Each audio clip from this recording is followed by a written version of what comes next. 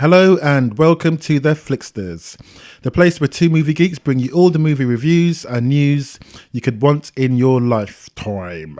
That's correct. We're going to give you everything you need to know about movies, TV shows, online streaming, and much, much more. You can download a podcast on iTunes, Google Play, Spotify, Castbox, and Anchor. And do not forget to follow us on Instagram, Facebook, YouTube, and Twitter. See you there. Where that came from. You know what? You surprised me. Is it? Surprise, surprise. Okay, so this is a bit of a milestone for us, right, Deval? It's a bit of a milestone, yeah. Like, as in, what do you mean? Well. Let's just go back. Mile it out the stone. Okay. So 26 episodes ago. Mm-hmm. Oh, yes, I see what you mean now. What was it? We can't remember what month that was actually. It was May. It was May, right? May the 13th. May the 13th, we got together and we said, right, okay, let's do a podcast and let's talk about films. Let's talk about stuff that, we enjoy films. We love watching films. Let's just do a podcast. And here we are, 26 episodes later, ladies and gentlemen, we are presenting the Flixters from the studio home. Yes, the studio home. Studio home here. And I cannot believe it. You cannot believe it. I cannot believe it. 26 weeks. That's also 6 months. That's also a sustain. What's it called again? A sustain. I get 3 points or exactly. 6 points sustain. 6 points exactly. You know what? Good achievement. Yeah, it's true actually. Congratulations, Deval. Congratulate you. Thank as you well. so much. Thank you for being here week in, week out, and providing the home and the electricity. Exactly. I want that payment. Yeah, and the Haagen-Dazs. And the Haagen. Because we all know you love your Haagen-Dazs. Too far now. Don't touch my Haagen-Dazs. This guy, man, he loves his Haagen-Dazs. But no, thanks a lot. So, ladies and gentlemen, here we are presenting episode 26 to you because we want you to listen to our sweet dulcet tones and because we have got so much stuff to get through. So we've got film news, we've got film reviews. We're going to have a look at what are we looking at this week for what are we reviewing? For film, we're looking at Overlord. Yep. And I think we're going to touch on the Robin Hood film, I believe. Yep. And I think we're going to just graze over Outlaw King. Exactly. And obviously we're going to have anniversary corner for you all, and we've got some brilliant hidden gems for you. But first of all, let's go for our shout outs. What have we got? Are we shouting out today? So today, for guys that are new to the show, we always shout people out, people that make comments or references or just get in touch with us on our social media, Instagram, Facebook, Twitter, just the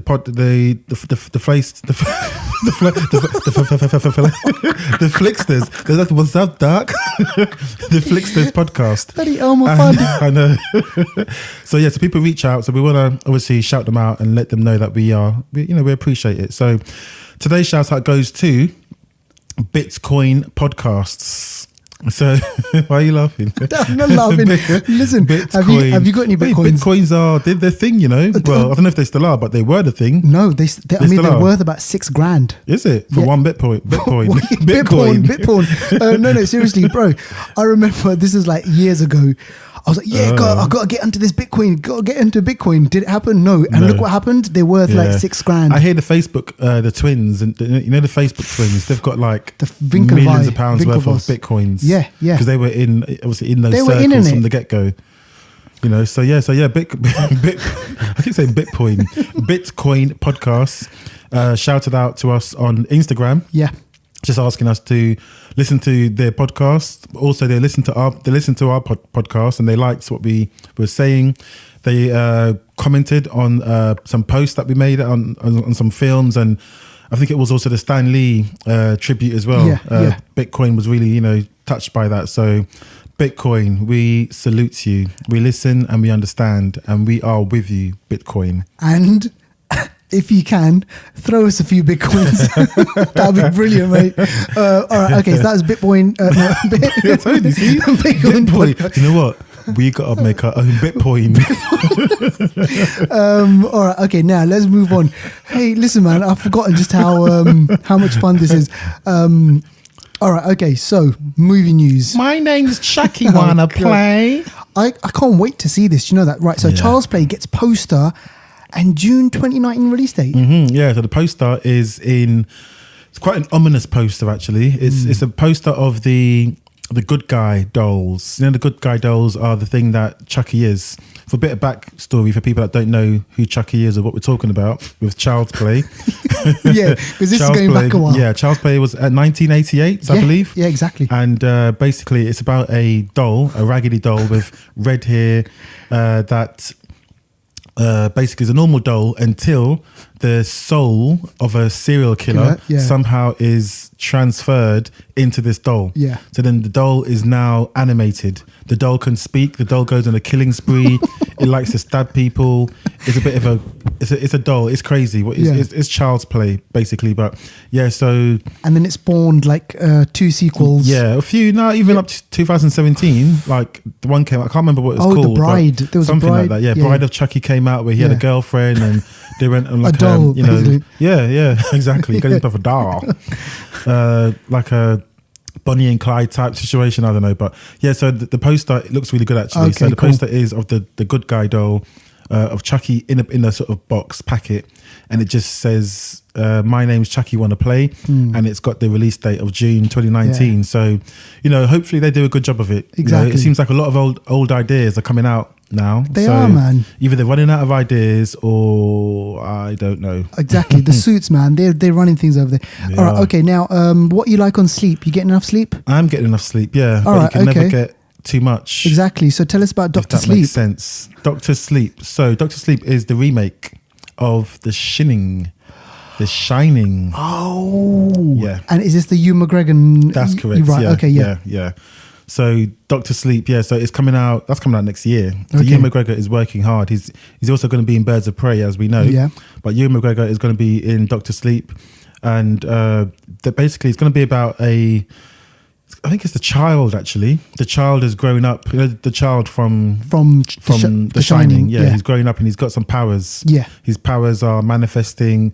He's coming to he's coming to his maturity and then maturing with him. Yeah. And it hasn't really said how the powers are going to actually be portrayed on screen. I would think. I mean, I could see like a Carrie situation, some sort of telekinesis or something where he can read minds or he can see people's fears or something weird and twisted. And it's weird because the Shining film, which was the Stanley Kubrick directed one starring Jack Nicholson, it doesn't go into detail.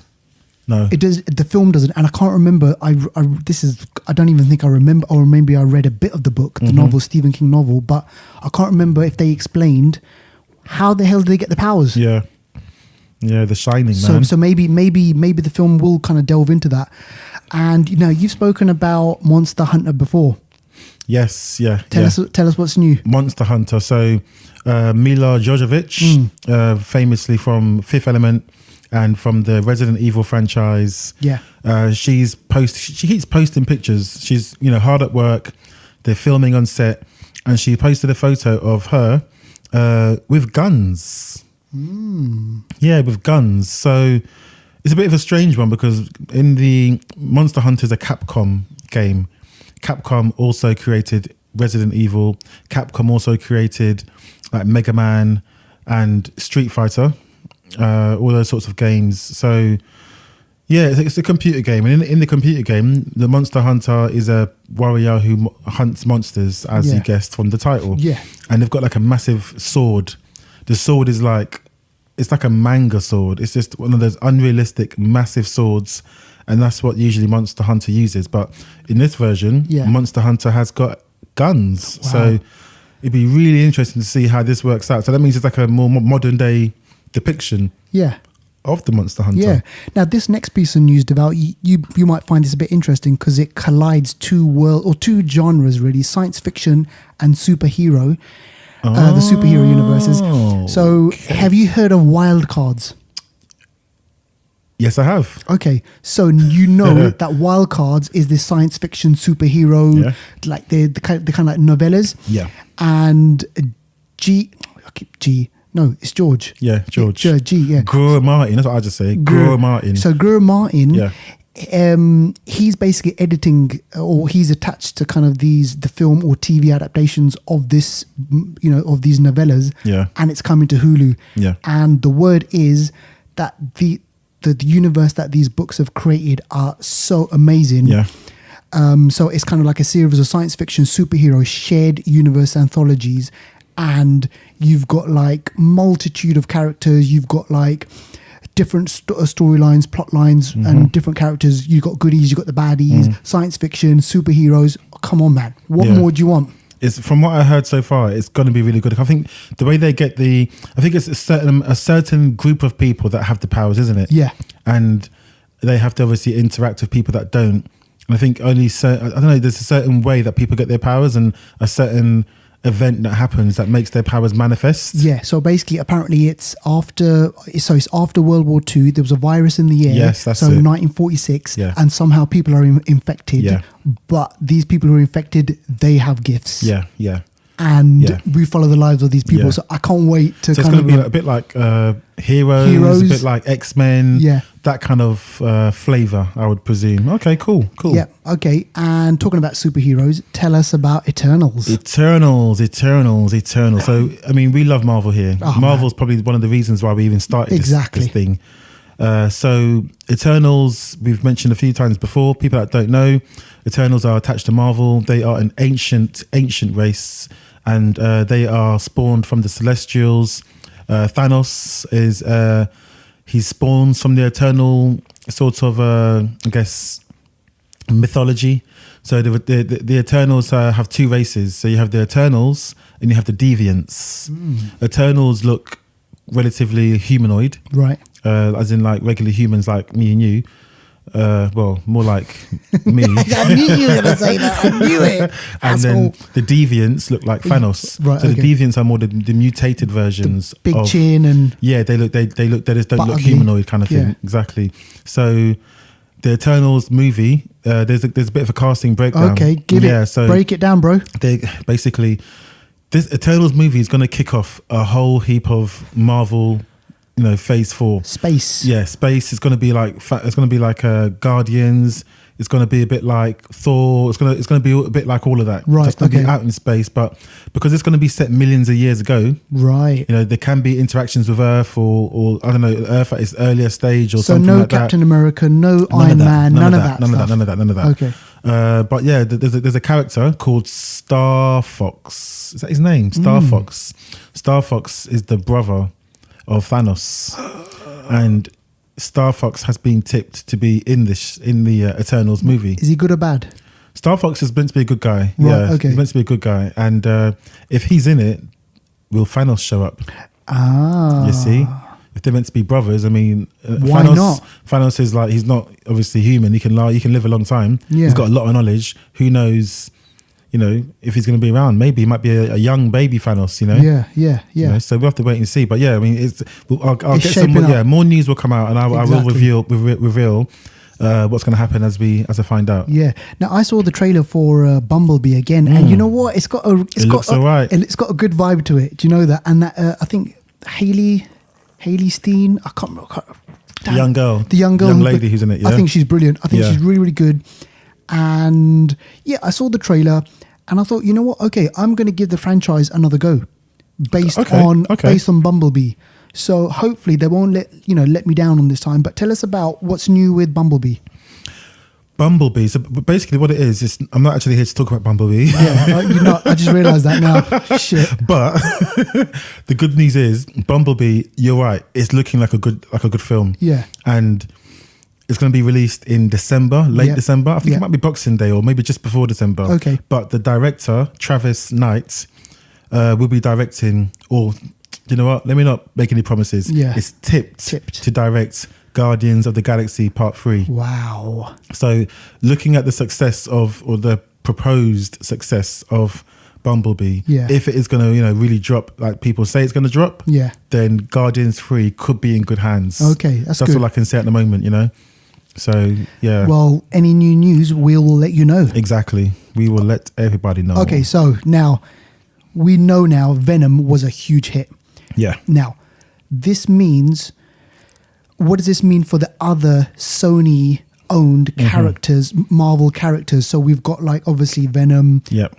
Obviously Spider-Man. Yep. There's Blade. I want to say maybe No. not Blade. Sorry. But I think Blade still might be. Oh, that's a good question. Is that New Line? No. I don't know what Blade. Oh, that's a good question. I'll find out for next week. Okay. I think it might be is it a Fox one? Oh. Do you know what? I think it might be back with Marvel. All right. Okay. It might be back with Marvel. I think. But Sony have got some other characters, and one of those other characters is Morbius. Yes. Okay, and we know because we announced this like a while back. Jared Leto is going to play Morbius, right? Yeah. So tell us about this latest news. Yeah, Morbius, the living vampire. That's what they call him. So, so the news is that Morbius, the living vampire, will start filming real soon. Just that title sounds wicked, man. Exactly. Michael Morbius is a deep character. He's related. He intertangles with Spider-Man quite a lot. Yeah. Morbius, his background, he's a scientist. He's into molecular physics. Right. Molecular physics, is that the right term? Basically, biology. Right. How the body works. Yeah. So on a molecular level, though, like he's really into like how the cells and neutrons and all that kind of stuff. And how they regenerate. And exactly. everything. Yeah. So he was trying to I think find a cure of some sort for a disease or something like that, and he ended up creating a serum that I guess made him into a vampire type thing. Yeah. And it means that he needs to feed on blood or the hemoglobin that's in blood to keep him energized and strong and all of that sort of thing. So he turns out to actually kill people because of it, because he needs to live. Yeah. And he's actually linked with Felicia Harding as well, because I think Felicia Harding in the comics and cartoons, she was like a lab partner of his or something, or like a love interest. Yeah. So he's a good character, He's a deep character. And I think because Venom did so well, they thought, you know what? Okay, if someone like Venom, who's kind of anti-hero, he can villain, like we don't know what he is. Yeah, he's an anti-hero as well, just like Venom. Yeah. I think this is going to work. Even this could work as well. They're thinking ka-ching. Yeah, but I see these as being standalones. I don't see them interacting with Spider-Man. No. I mean, who knows in the future maybe, but the tone of Michael Morbius and the tone of Venom doesn't really lend to the whole Spider-Man. Because Venom was rated 15, and I'm sure they want to get to a 12. Yeah. And which we'll get onto that actually ratings with another film that I want to speak about. Now, Pedro Pascal, we have seen Pedro in Narcos. Yes. We have seen him. See. We saw him in Game of Thrones. The Viper. Yes. Abu Martel. Exactly. Now, also he was in The Kingsman, the third one. He was a cowboy guy. He was, wasn't he? Yeah. I remember that. Oh my God. Yeah. So this guy's busy. He's doing lots of stuff. Yeah. I recently saw a trailer of a sci-fi film that he's in as well, which looks brilliant. I'm going to send the link to that. But tell us, what else is he up to? Pedro Pascal he has been cast in The Mandalorian. Yeah, and The Mandalorian is a Star Wars property. Mandalorians are a race of people that are gangsters. Yeah. They kind of remind me of the Boba Fett type race of people. They live by the sword, died by the sword. Yeah. They're a very proud race. They're sort of people that, if there's a leader and somebody wants to rule that clan, if you can defeat the leader, then you are the leader. Exactly. You know what I mean? So they're very, very sorry, and just remind us all, where can we see this Mandalorian? Mandalorian they've started filming, and it will be released on the Disney Plus streaming service. So that's going to happen 2019 at some point. Yeah. But they've started to really kick into it. Taika Waititi, Bryce Dallas Howard, or Bryce Howard Dallas, whichever way you want to put it. She's also going to, I think, direct and maybe act in it as well. Yeah. So they're really gearing up now to, making sure that The Mandalorian is going to be a massive hit. Star Wars needs a hit because it is not really at the level that, the Star Wars faithful. Star Wars is a deep, you can't mess with Star Wars fans. You got to respect them, and you got to deliver. Jedi is a religion. Bro, it's a certified religion. I know. I've seen before where I used to work, you had to put down people's religion. Jedi was there. People put down Jedi. I'm telling you, yeah. Exactly. So you got to respect it, So if they don't put out good products, good projects, people are going to revolt. Exactly. Right. Okay. Let's move on now to two huge, big characters in Hollywood. In not just in Hollywood, but one of them in Japan as well. Oh, okay. I'm talking about Gojira. Godzilla. and King Kong, two of the heavyweight characters in Hollywood, right? Heavy by name, heavy by nature. Exactly. So, as you know, ladies and gentlemen, there is going to be a King Kong versus Godzilla movie coming out, and the official synopsis has been released. So, according to the grapevine, according to our little birdies out in Hollywood, Little birdies. check this out. This is the synopsis. In a time when monsters walk the earth, humanity's fight for its future sets Godzilla and King Kong on a collision course that will see two of the most powerful forces of nature on the planet collide in a spectacular battle for the ages. Oh my gosh. What the hell is this? This is going to have everything. So battle, destruction, carnage, big monsters, sci-fi, gun battles. There's going to be like falling buildings. There's going to be people dying. You name it. That's you want it. Crazy. It's going to be mad. Yeah, that's going to to be crazy. But I can see if they battle it out and it gets too bad, they can always send in the Rock. The Rock will just swing in. And, or Michael Myers. Fucking that guy will better come in somehow. Sorry. But listen, so seriously, so let's go through the cast list so far. Okay. Alexander Skarsgård. Yep. Isa Gonzalez. Okay. Rebecca Hall. Okay. Yep. Deadpool 2's Julian Dennison. Okay. Fire Fist. Right. Okay. Brian Tyree Henry. From Atlanta. Yep. And he was from Widows as well. Okay. Check this out. The Immortal Iron Fist, Jessica Henwick. Oh. Okay. Kyle Chandler. I don't know who that is. That one Kyle is. Chandler. He's the guy dark hair. He's always in military films. Okay. Yeah. Damien Bichir, who you remember from The Nun. He played the priest in The Nun. Him, that donut. Yeah, Okay. exactly. Yeah, and then obviously before that, Millie Bobby Brown is going to be in Godzilla King of the Monsters role. So that's going to be, that's coming first. Yeah, I'm sure she won't die, so she'll be in the next one too. Exactly. but this Millie Bobby Brown thing is going to then lead on to the Godzilla King Kong thing. Yeah. So I can't wait. This is going to be mad, right? Whew. Okay. Now, tell us about Alien, because Alien. my ears pricked up with this one. Alien Awakening. Yeah, Your go on. ears awoken. Yes. So yeah, Alien Awakening. They're basically trying to continue with the alien mythology. Aliens don't die, man. They just keep on living. True. So the next film is going to be called Alien Awakening, and it's meant to return back to the original planet where Ripley. Was that the first planet? LV 426. I think that was the first planet, wasn't it? One of the the one that they go to. Yeah. So they're returning to that planet within the film. So it's going to be something that could be, I don't know where in time it's going to be. To be honest, I don't know what time frame is Ripley going to be in it. I really don't know. I've got no clue. Because there was this whole thing after Alien. What was the last Alien one? Alien Covenant. Alien Covenant. Then obviously Sigourney Weaver was kind of on board to do another Alien 5 movie, and it was going to be directed by the guy who did Chappie. Okay. And then he released Blomkamp or something. Yeah, he released loads of stuff on Instagram. Look, we're working on this. I heard. And then that would have been good. I can see because he likes a gritty kind of feel, isn't it? Of course. So, and then there was a lot of stuff going on, and one of our friends, Paul, and he, I remember he was kind of like sending me a lot of the stuff and the imagery of how they're going to, the types of aliens that kind of sick, didn't it? The xenomorphs, the art. But you know what? That just just went. It just went. So it's probably not going to happen, and we're going to end up seeing this one. And also a TV show is meant to be in the works as well. Everyone's getting on TV app, man. Streaming. They want to get streaming. This is it. Now, your twin... Chiwetel, tell us about him. And I love the name of this title. Do you? The boy who harnessed the wind. I mean, this is like you farting all the time. This is what you do, don't you? That's not harness the wind. That's releasing the wind. No, but okay, go on. Tell us about this one. Yeah, the boy who harnessed the wind is a true story. It's from a book about a young boy in Malawi.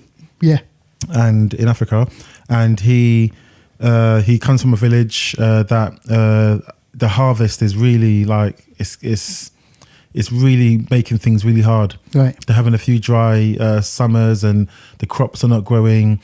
There's problems in the next family, and things really, really hit hard. And it's about the family trying to survive the droughts and trying to still keep their spirits up, and trying to deal with loss when people start to steal from them, and neighboring villages start to try to survive best way they can. It's a really, really, really dramatic, and I'm saying it because I've actually seen it. Oh, wicked. I'm not allowed to talk about it because of obviously the but I saw this about a few months ago, like a preview. Yeah, I saw this film nearly a year ago, to be honest. So I won't say anything more about it, but because Netflix asked us to. Yeah, they asked us not to talk about it. The embargo, But it's coming to Netflix, I think, in December. Okay, but it's a really good film. I really liked it. Yeah, so that's all I can say. Brilliant. All right, we'll speak about that when it is actually out. Chiwetel, my twin. Well, I don't think so, but Chiwetel Ejiofor's directorial debut. I forgot to mention he directs and he acts in it as well. I think this is the way forward. I think a lot of these big Hollywood actors, they are going to use the streaming service as kind of their way into telling their stories. Yeah. And what I love is we are seeing these stories, and we've got a way, because normally film studios, they'll be like, hey, I want to make a film about, a family in Malawi in Africa, and it's about kind of the struggle, the poverty and everything like that. I mean, the suits would be like, what? Yeah. Say what? Yeah. We ain't putting this on cinema. Exactly. And then that's why you have something like Netflix. Yeah. They give the power to the creators. Exactly, a bit more bold, Exactly. They don't have to fit into certain categories. I know. When it comes to like black films, it's either slavery or crime. Exactly. If it's not those two, I know they don't want to know about it. I know. It's got to be something controversial, So hopefully we're gonna. Well, not hopefully, we will speak about that. Yeah, of course now, we will. This is pretty amazing. Now, you mentioned Millie Bobby Brown earlier on, and I'm a big fan of Stranger Things. I thought the first season was a knockout. Yeah, it was brilliant, something new. The brothers, what are they called again? The Hughes? No, not the Hughes brothers. The brothers Grimm. Damn it, I've forgotten what they are. It'll come to us. The brothers. It'll come to us. Yeah. So a couple of brothers came up with this idea. Brilliant cast. Millie Bobby Brown plays 11, and Stranger Things season 3 wraps up filming. It's wrapped filming, which means they're editing. They're gonna, get it out, and soon we'll see a teaser trailer. It's meant to be showing next sort of late summer, I believe. Right. So so they've got a lot of editing to do. It's got special effects and all sorts. Exactly. But with that, I'll be looking forward to that one. Another film which I'm looking forward to after reading this is Who Are You Gonna Call? Ghostbusters. And Dan Aykroyd from the original Ghostbusters 1 and 2. Yep. According to him, script is in the works for Ghostbusters Part 3. That's what he's saying. Whether anyone's going to pick it up, whether it's going to happen, exactly, who knows? But Dan Aykroyd, he wants to make it happen. Ghostbusters 3. So he obviously the all-female cast. Ghostbusters came out a couple of years ago. It didn't do so well according to critics. Some people liked it. Yeah. But he's looking to do a Ghostbusters 3. And as you can see, it's called Ghostbusters 3. So it's skipping the one we just saw. The one that we just saw. Right. Yeah. Okay. And there's a hint of talks that, or speculation, I should say, that Bill Murray might show his face in that one. That a lot of people might come together and just to want to see that happen and him play that role again. Exactly. Because it's pretty iconic. Yeah. All right. Okay. Now, we haven't heard a lot from James Cameron. What has James Cameron been in? Obviously, James Cameron he's obviously the director of Terminator 2, Titanic. He's done sorts. Aliens. Yep. He's done loads. What has he been up to? When he puts his name on a film, usually that film is a success. $1 billion movie. The top 3 films in the world, 1 and 2 belong to him. Yeah. that just tells you something. He can go to any studio and say, guys, you know what? I want to do a film. Who's going to write me a check? Exactly. Okay, we'll do. You know what I mean? I want to do a film about blue people. You know what I mean? Yeah. But so basically James Cameron has been busy. That's why he's been quiet for the past few years. Yeah. I think they began filming for Avatar 1, 2, 3, 4, 5. Yeah. Or 2, 3, 4, 5. They began filming, what are we now, 2018? Yeah. I believe it was 2016. I think they started filming. A while. Yeah, so it's been a couple of years, and that sort of, we saw the groundbreaking technology that was used to create the 3D world of Pandorum and the Nabi or Naki or Nabi people, voiced by Zoe Saldana and Sam Worthington. Yeah. So basically the next installment of Avatar, which will be Avatar 2, will be 2020. Yeah. And year after that, this is all December. It's the end of the year. Okay. So 2020, 2021, then there's a bit of a break. Not sure why.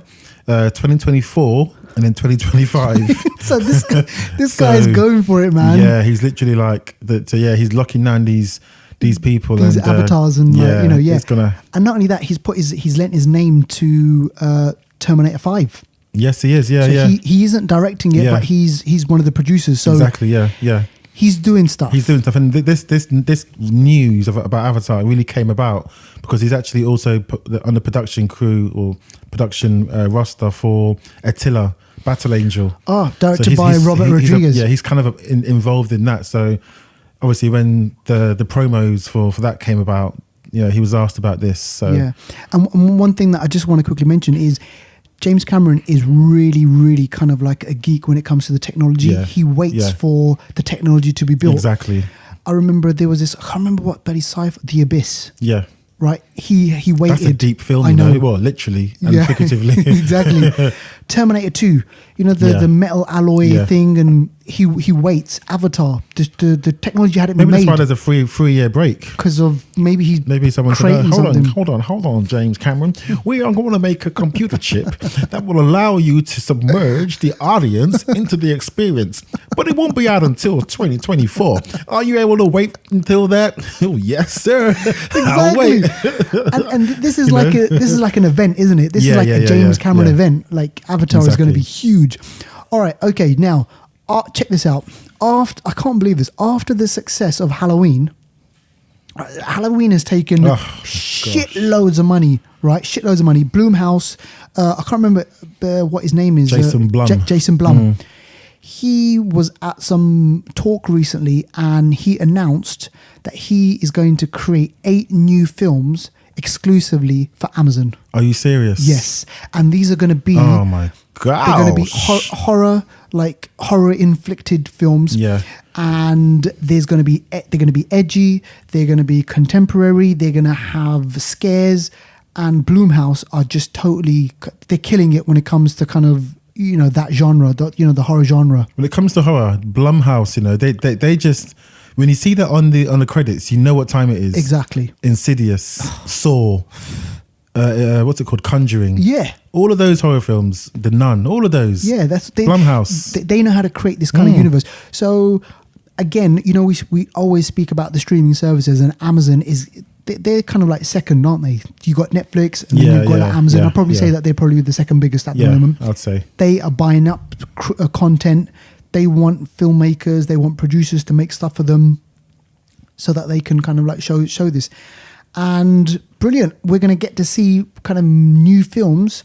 I wonder whether or not they will show these films in cinema. Who knows? They might do a simultaneous cinema Sometimes streaming. they do that. They might release it first in the cinema for a week or 2 or whatever. Yeah. And then put it on streaming. Exactly. You never know. But I mean, look, come on, man. If we're seeing more films and original films, these are kind of like made exclusively for the streaming services, I think it's all good. And and we just got to quickly mention this. Yeah, and I know this is obviously been out in the news already. We mentioned it on our Instagram page and we kind of shared a post on this. But the legend that is Stan Lee, obviously he passed away, age 95, creator or co-creator of... Tell me some of the characters that he's created. Spider-Man, I mean, there's so many. Captain America, Hulk, Thor, Iron Man. Yeah, it's just the list goes on. Exactly. And not just creator of the characters, or co-creator of the characters, but he was a writer from like years ago. He first started working in publishing as a writer for writing short stories, and then he went over to do comics and working with Jack Kirby and Steve Ditko, all those greats that are no longer with us as well. Yeah. But so he's written so many comic book stories, so many stories about Spider-Man and Iron Man or whoever it may be that that has spawned what we've got today. Exactly. And it's so funny because when I think of Marvel, it's like he's the face sometimes of Marvel. Yeah. His glasses and that beard and the mustache, and like he's always been in the movies. Yeah. So I think it's a lot of people associate Marvel with Stan Lee with Marvel, and I mean, from the reading that I did as well, there were kind of some like legal. He had some legal battles with a few people. It wasn't easy. So many things happened. Marvel, in the sort of 80s, 90s, it almost went bankrupt, and they had to sell off their properties. That's why you've got this whole, that's why Disney have certain Marvel characters. That's why Sony have certain Marvel characters. Yeah. Fox. There was a time when they had to sell the rights to keep the publishing house alive. Yeah. So yeah, it's been difficult for the past. It's obviously things are great now. Yeah. But there was a time when Marvel had some dark days, and obviously he was there among others to help it through. But yeah, Stan Lee's the man, and Exactly. all his cameos. I put a post on Instagram about favorite cameo that he's been in, and I must say there's been a lot. I think altogether there's like 8, 24. There's about 30 odd. I think 30 about 30 cameos, and one of my favorites though, I must say one of my favorites, which might sound a bit weird, go on. is Spider-Man 3. Okay. Yeah, Spider-Man 3 2007. Yeah. So in this cameo, Peter Parker, this is the worst Spider-Man film that Tobey Maguire was in, that everyone cusses because Venom and Sandman, just a bit too much. But there's a scene when there's something bad happening, and Tobey Maguire's character, so Peter Parker, isn't in his Spider-Man gear, and he's sort of looking at the thing that's happening. He looks up at it, and then he's sort of thinking, what do I do? And next to him, the camera sort of pans out, and Stan Lee standing next to him, and Stan Lee just says to him, maybe one man can make a difference.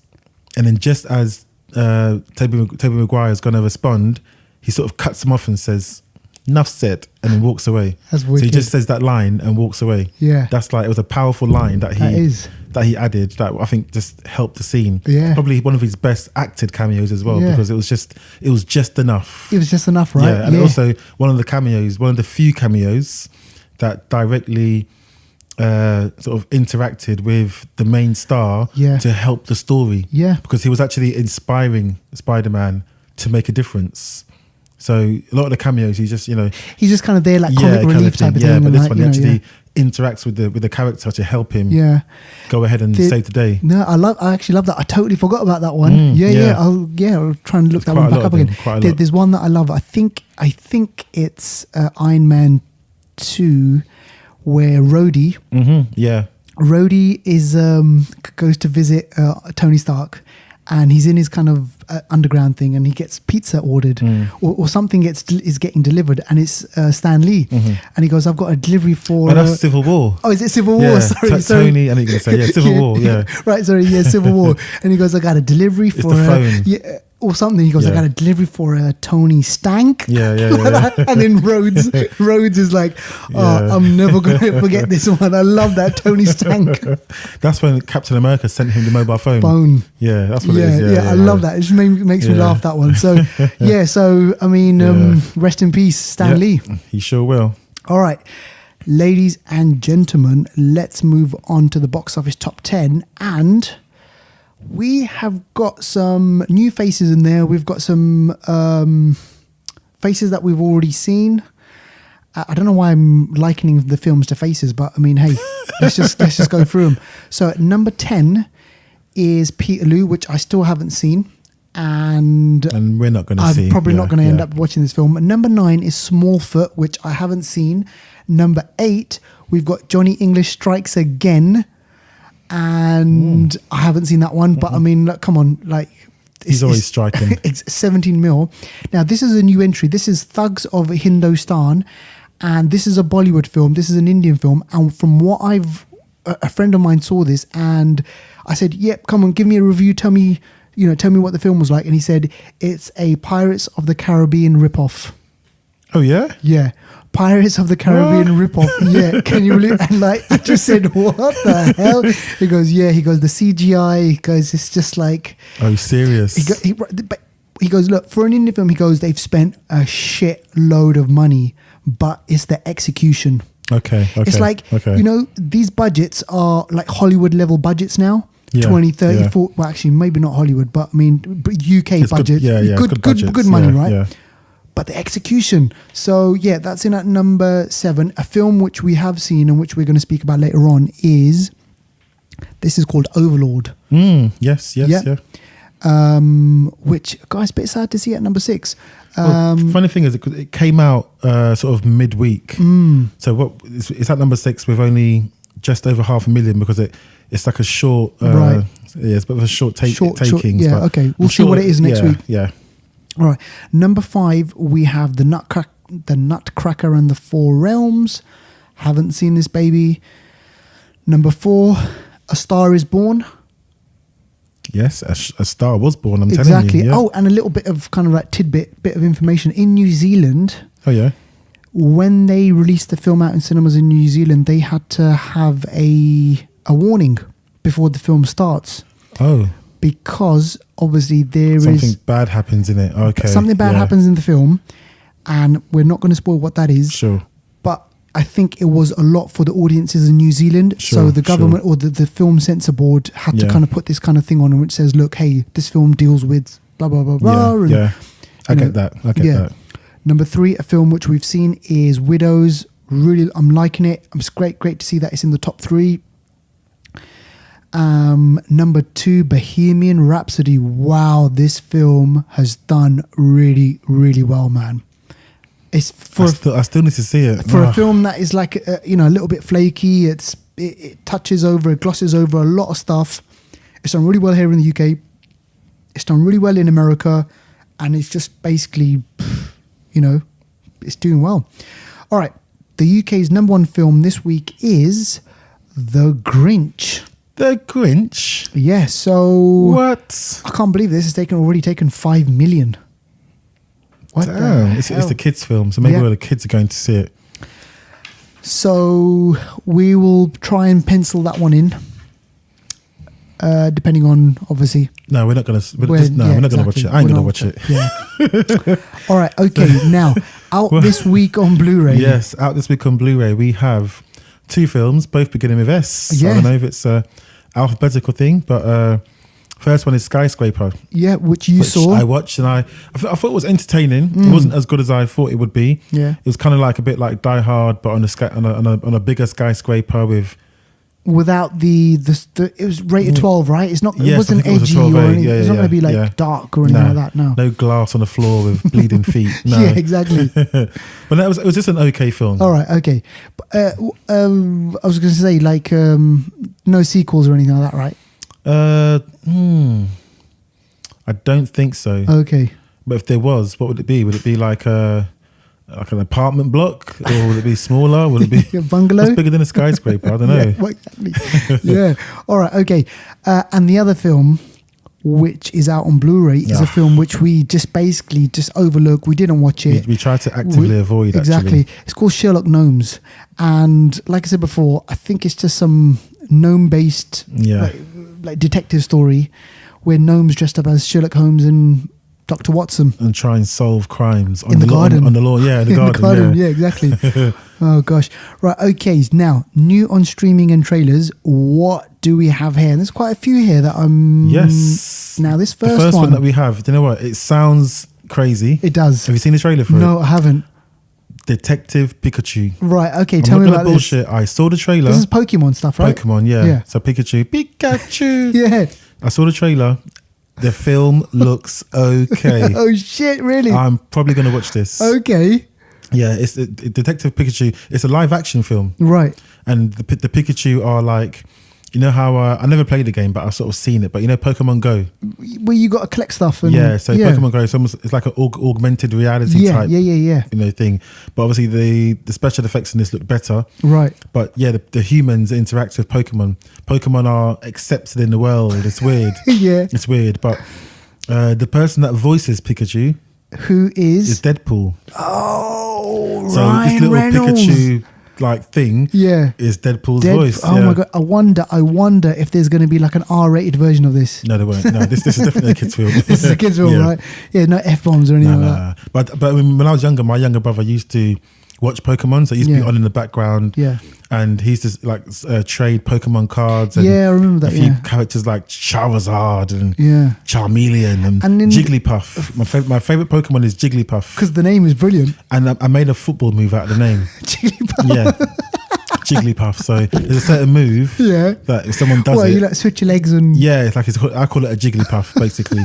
That's wicked. Jigglypuff. Man, use that. Because there was this game, right? The Pokemon game, and it was massive. Been going for years. Yeah. Massive game. All kinds of games, Pokemon, yeah. All right, so ladies and gentlemen, if you can track that one down, check it out on YouTube or something like that. It's definitely going to be there. Now, okay. Now, this next film is part of a trilogy of films which are regarded as the best films like ever made. Some people say it was the best trilogy ever made. And we're not talking about a film like, with, I don't know, like with De Niro, or Al Pacino or anything like that. Those heavy, those great. Streep. Yeah, this is This is a Pixar animation. Toy Story 1, 2, 3, and coming out soon will be Toy Story 4. Yeah. So what's the setup? I haven't seen the trailer. What's the setup? Do you know what? I was hoping you was, because you know what? Don't tell me the kid. Yeah? Don't tell me Andy not is only like. Have I not seen the trailer? You haven't seen Toy Story 1, 2, or 3.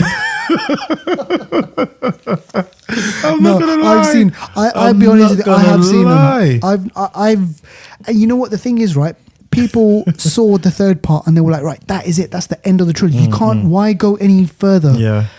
But I guess money. Exactly. So what I'm guessing, the kid now is at university and he's still got the toys. Yeah, okay, because it's a kid and his toys, and the toys talk. It'd be their kids then. It'd be their kids probably. Yeah. Passing it on. Like now the kid's become an adult now. Exactly. All right. Okay. So ladies and gentlemen, check out the trailer and let us know what you think.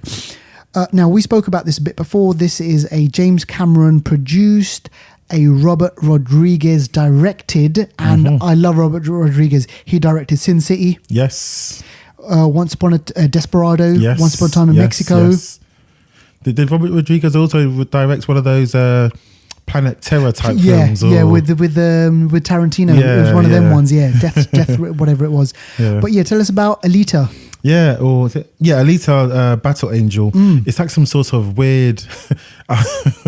Basically, it's like a hybrid human type thing. Yeah, she's got like manga looking face and eyes. Yeah, and she's like, she can do all kinds of moves. She's like a Black Widow on steroids. Yeah, she doesn't know that she has these gifts. Yeah, something happens in the movie, and then the power or whatever it is that she's got is harnessed somehow, and it comes out. Yeah, I think they're trying to make her into a weapon. A weapon. That's what I think. And then I think she breaks out. She becomes like self-thinking. She wants to be free and have her own life, and I think the people that probably made her are trying to catch her and control her, and she'll probably just kick them all up and kill them. Yeah, and it's got so many kind of like I don't know, other films. When I saw the trailer, it was like, oh god, that looks like Lucy. Do you remember that film Lucy? Like you said about Black Widow and like Japanese manga and like I think it's going to be influenced by all of that. Yeah, but Robert Rodriguez is doing it, and I really did like Sin City. Sin City's heavy. I loved Sin City 1 though. Yeah, Sin City 1. Sin City's heavy. Yeah. That's a wicked film. I think he's got a way of, he's a great storyteller. He's got a way of kind of like making movies, and I'm just kind of looking forward to it. I think it's going to be pretty good. And James Cameron. Exactly. All right. Now, this is a Netflix exclusive, and this is the Coen brothers. So this is called The Ballad. The Ballad of Buster Scruggs. But that's it. Yeah. Yeah. Buster Scruggs. Do you know what? The title alone is what is it? Anytime I hear titles that are just a bit poetic, it just makes me think, what is going on here? The Ballad. The Ballad of Buster Scruggs. It's like, what are they? Why are they singing about Buddy Buster Scruggs? What has he done? So apparently this is a Coen brothers production. And it's going to be exclusive on Netflix. It was shown somewhere in some film festival, and people loved it. Yeah. People loved it, and I'm so surprised that it's not going to be a cinema, or it is going to be cinema. I don't know, because normally when I think of the Coen brothers, I think of obviously Fargo. Yeah. What else did they do? Bloody, they've done big films, man. They've done all sorts. They've done that. No Country for No. No, didn't they do that kind of George Clooney one where it's like a film set? Hail Caesar. Hail Caesar, that's them as well, isn't it? They've done a few films. I can't remember what their films are, but they've done a few films. The Burn After Reading, is that them? As well? I think, Burn After Reading. So I lied. I can think of a couple. Yeah, well, you can think of it, exactly. But yeah, their films are very like also Fargo. Is that them? Fargo's them as Fargo, well. Yeah. So the edgy, quirky films, isn't it? yeah. So and I'm surprised because I just thought, you know, they make films for the cinema. Yeah. So, and I wonder, is this kind of like a new direction for them? You know what? As well, it's not just. I don't think they're to blame. I think what it is, people are changing. People's habits, people's viewing habits are changing. They're not going to the world. cinema anymore. Exactly. People are streaming a lot more. Yeah. And in streaming services obviously buy property. So from a film studio's perspective, you get your money right up straight away. It's probably less. I'm joking. It's probably less money. Yeah. But at least they're getting a chunk of money straight away that doesn't need to rely on cinema receipts or anything like that. Yeah. Because normally when people release in a cinema, they need to get receipts and stuff. But yeah, this is like straight away. Here you go, money. There's your film. Yeah, and it's an anthology. And from what I've read and from what I've seen, it's an anthology. The performances are supposed to be, pretty amazing. Yeah. It's like a western, and it's kind of like a, it's kind of got comedy in it as well. But as always with the Coen brothers, there is a sense of like danger. There's always a kind of like this underlying message. Surprises, yeah, definitely. Definitely. There's always kind of like twists and turns in their movies. So yeah, looking forward to that one. And this film I have not heard of. Now, is this actually released on Netflix, or is coming out on Netflix? It's coming out on Netflix. Yeah. Okay. Yeah. Tell us about Death this one. by Magic. What's this? It's a horror film. Okay. That. So this isn't Gandalf like type magic. This is like a Blumhouse magic. Shit. It's Death by Magic. They do magic tricks and magic tricks. No. Yeah. So it's one of those, like, snuggle up with your other half, kind of watch if you like a bit of a scare, a bit of a horror film. Yeah.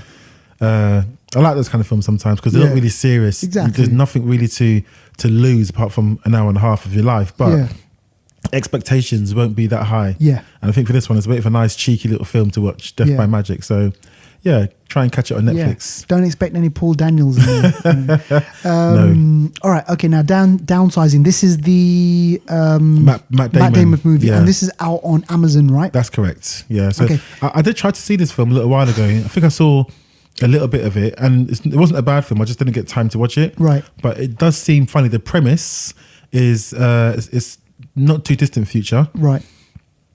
And the world's resources are limited as they are now. But in the not too distant future, shit goes down. Yeah. It's hard to get anything these days. Water, food, anything.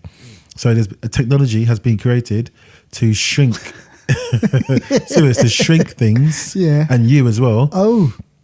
So that what you're using technically isn't that much. Right, okay. So the volumes are less. Sure. So think about you being Ant-Man size. Yeah. A glass of water can last you like ages. Yeah, what I mean? Like a normal glass of water. Yeah. So basically these people can purchase their way to this downsized world where everything's shrunk. Your house, everything is shrunk. Yeah. And you can live and have more resources because you're shrunk. Yeah. So it's quite funny as well. It's like a funny type. It's a good premise. Yeah, exactly. Yeah, it's interesting from what I've seen. So do you know what? I need to see it now, actually. Yeah, I know. I need to see it now. So it's on Amazon Prime. Right. Okay, brilliant. All right. So that's out on Amazon. Check that out, ladies and gentlemen. Okay, now let's move on to Anniversary Corner. And we got some interesting ones in here. And there's one of these that I haven't seen and one that I can barely remember.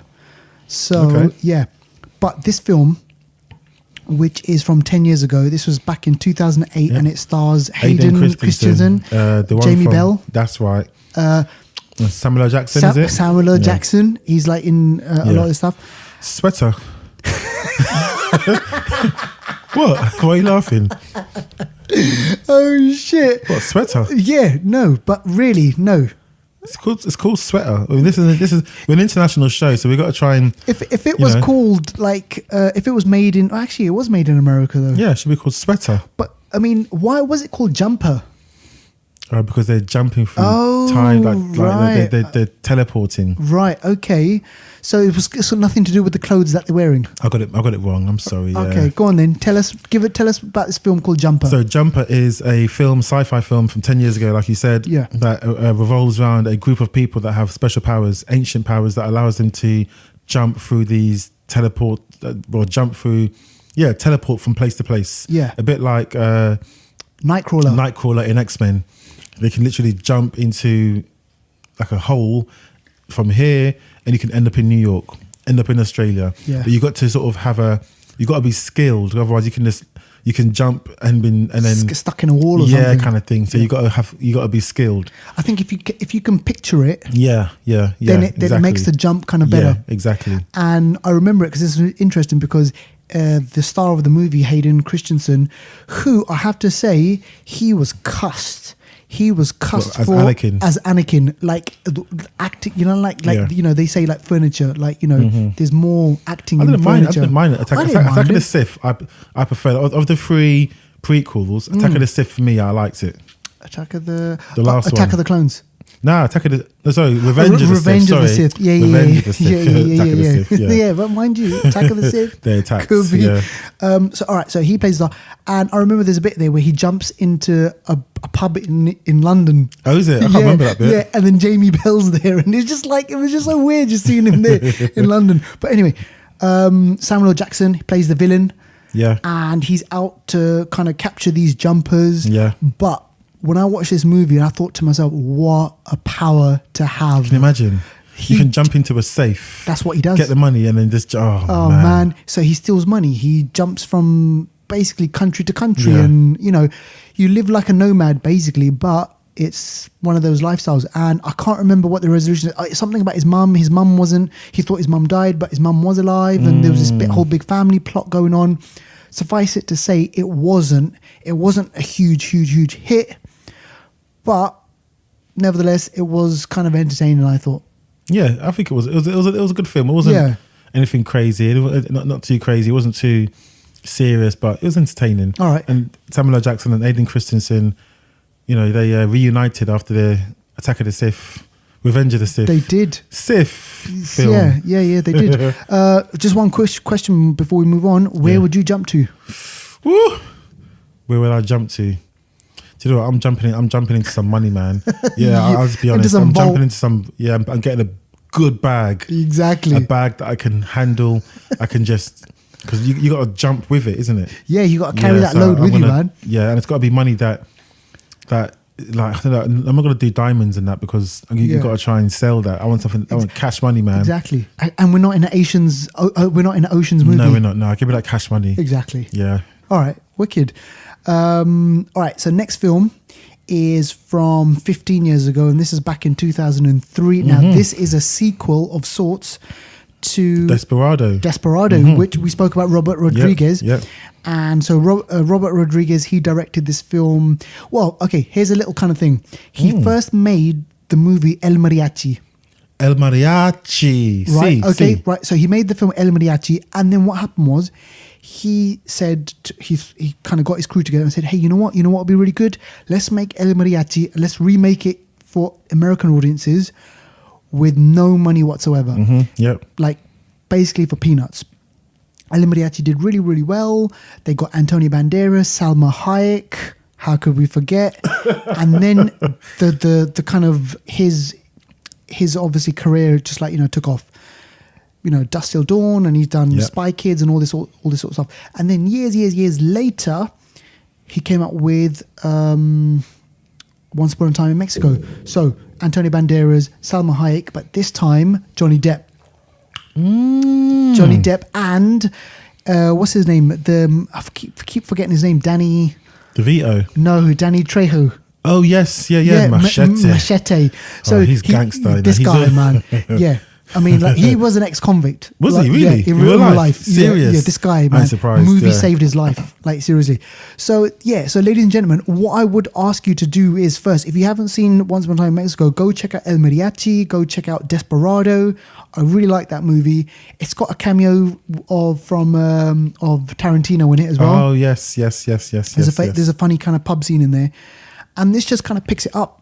years later, what happens to the El Mariachi? Is he still fighting? Is he still playing his guitar and whatnot? Go check it out. It's good. It's interesting. All right. A film from 20 years ago and a movie which we've hinted, we've spoken about before. We've never spoken in any detail about this film, but it's always been there. And I think I put it on there today because we're going to talk about Overlord later. So I thought, let me put in a war film. Exactly. So let's get a war film on there. And recently it was the Remembrance Sunday as well. Yes, it was as well. Yes. So there's many reasons good reason. So great this film. is Lots of stars in that film. Lots of stars. Future stars Vin Diesel. Yes, yeah. And then, you know the story with that one? Vin Diesel done a short film a few years before, because this came out in 98. Yeah. Vin Diesel done a short film, and this short film done quite well. Okay. And Steven Spielberg somehow got wind of this short film and saw, Vin Diesel made the short film. He produced it, all that kind of stuff, and he liked Vin Diesel, his energy and what he was about. Cool. So that's the reason why he got cast. That's why Spielberg added him to his cast list. Yeah. And Matt Damon, was he a big star back then? Was he? I wouldn't huge? say he was big, but he was kind of getting there. Yeah, kind of like He was up and coming, right? Yeah, because he was Private Ryan, isn't it? He was Private Ryan, and which when I first saw it, I thought it's Tom Hanks. But no, it ended up being him. Yeah, Jason Bourne. Yeah, Jason Bourne. Right. Okay. So look, there's a massive, epic opening battle scene, which when I saw it in cinema, I thought this is wicked. This is harrowing. Yeah. It's kind of the special effects. Omaha Beach or something. Omaha Beach, and it was a mistake. What do you mean? Basically, they landed in the wrong part of the beach. Oh yes, okay, yeah. Right? I thought you meant a filming mistake. No. So in real life, they landed on the wrong part of the beach, and you know what? Sitting ducks. The Germans, the Nazis, just basically chopped them to bits. Yeah. Like end of story. And so that's real. That whole thing and the killing, and obviously, they artistic kind of direction how they showed that. Yeah. But it was pretty real. It was crazy because it was it's really raw. People were just getting shot. The sound design, bullets flying past, whizzing, people getting hearing the bullets hit the flesh, like the impact, and in the water, exactly. And for one of the first times actually I noticed when you really felt like you were in the film, because there were certain times when like splashes of water will hit the screen, and it's like, oh my gosh, exactly, kind of thing. So it really put you in Absolutely right. It really put you in it. Yeah, there was a scene in there which I'll always remember is some soldier gets shot and he's holding his intestines. Oh, and man. I was just like, shit, man, this is bad. And that's what would happen because you won't die straight away. No, you're gonna holding your body. Oh, and there's a bit in there where he's dragging him, and then he realizes he's dragging half a body. Half the body, yeah. And there's another scene when all the shooting's happening, and a guy gets hit on his helmet. And he's like, oh my God, hit my helmet. He takes his helmet off, and then he gets shot. Wicked, man. I love that. Yeah. I love that. Crazy. All right, so ladies and gentlemen, if you want to see a really good war story, Oscar winning as well, go check out Saving Private Ryan. I heard that. All right, now this California. Tell me what knows how to say. What is this one? Tell me, remind me again. California. Come on, knows Tupac. How to party. In the city of Compton. We keep it rocking. We keep it. Okay. Shoot. We gotta stop this. Yeah, so California film. It's got David Duchovny, remember? Right, okay. And there was a TV show from this as well. Right. Or Californication, I think it was called, or something like that. Does he play a writer or something? Yeah, it's a weird film. I think it's like some sort of, is it a porn? Something to do with porn or something like that. Do you know what? I'll be honest, I haven't seen the whole film, but I remember it. It's one of those films that are just random. It came out in 1993. At that time, David Duchovny was doing X-Files as well. Yeah, so he was big. Yeah, he was there. Guy was big. He was there. Has it got Christine Slater as well? Am I getting them mixed up? Possibly. Yeah, but it's meant to be a good film. California with a K. Yeah, but what's the significance of that? California with a K. But it's one of those films that kind of like reminds me of True Romance and Killing Zoe, and there was an era when those sorts of films kind of came out. This sort of hardcore rock and roll-y kind of shooting, don't care. There's bad people that are seen as heroes and things were kind of confusing. It was in the era of like the early 90s, MTV, and like rock and roll, kind of thing, and just it was a bit of a madness. But it's one of those films I thought, it's 25 years, man. 25 years ago. If I remember this film, it's 25 years. I'm getting on, mate. I'm getting on. Seriously. And I mean, and I just want to quickly go back to X-Files. He was in the thick of X-Files back then. Oh, yeah. Right? I loved X-Files. Yeah, Fox Mulder. Come on now. Yeah, man. This was like, this guy was big and...